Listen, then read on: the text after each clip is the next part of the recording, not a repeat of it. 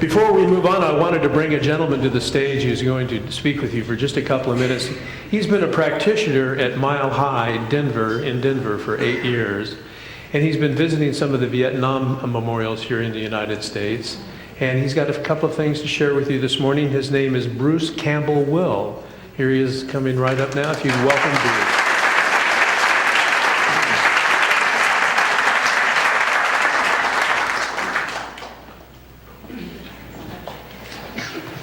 Use the microphone.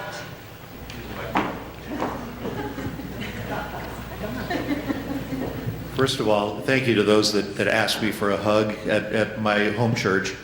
Hugs are practically a sacrament, so we do a lot of that, and it's really a blessing. And just so I feel more comfortable, I'm not quite feeling official unless I'm wearing my hat. Yeah, I'm visiting a few memorials. So far, I've got on my list 800 of them to visit over the course of a year, and this is day 10. So if I look a little rough around the edges, forgive me, I've been living out of a suitcase for a while. It's a big job and something that has come across my consciousness in bits and pieces over the years, and finally got put together about 3 years ago when I started my research. And it's boiled down to a couple of really core purposes for doing this. One is to expose to those who haven't seen these memorials what beautiful things they are, and to recognize the passion and the creativity behind each one of them, the things that push these people to produce these wonderful, wonderful memorials. You know, there's one, probably a lot of you have seen the park just practically around the corner from me here. It's a whole city block. I first saw it 15 years ago when I was visiting my father here in the hospital, where he was living for a while before he passed.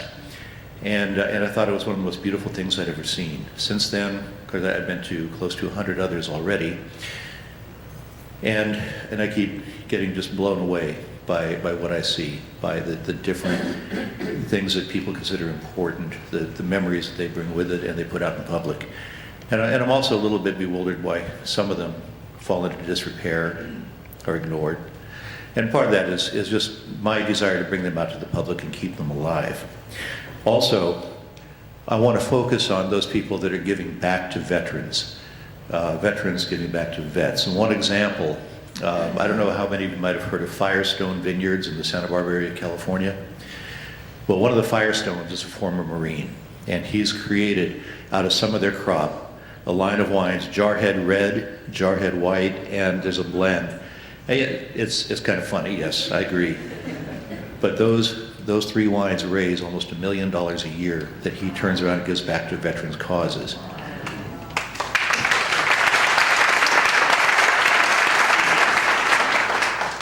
My second goal is to raise as much money as possible in order to give back to veterans' causes as well.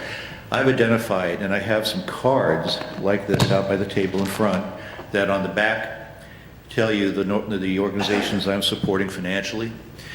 These are, for the most part, smaller organizations, regional organizations that help the current crop of vets with things like jobs and housing, helping them get through the maze of the VA bureaucracy. And believe me, it's as big a bureaucracy as the IRS or any of the others that you see from government. And also a couple that deal with assisting, volunteering in end-of-life issues for veterans, mostly now World War II and Vietnam. But these people give of their heart and soul, and I want to support them as much as humanly possible. I'll be around after the service. There's a table out in front if anybody wants to talk. Help in any way you can. I'm very much open to it. And I feel blessed to be here today, to be asked to speak, and I wish you all the very best today and in the future. Thank you very much. Thank you.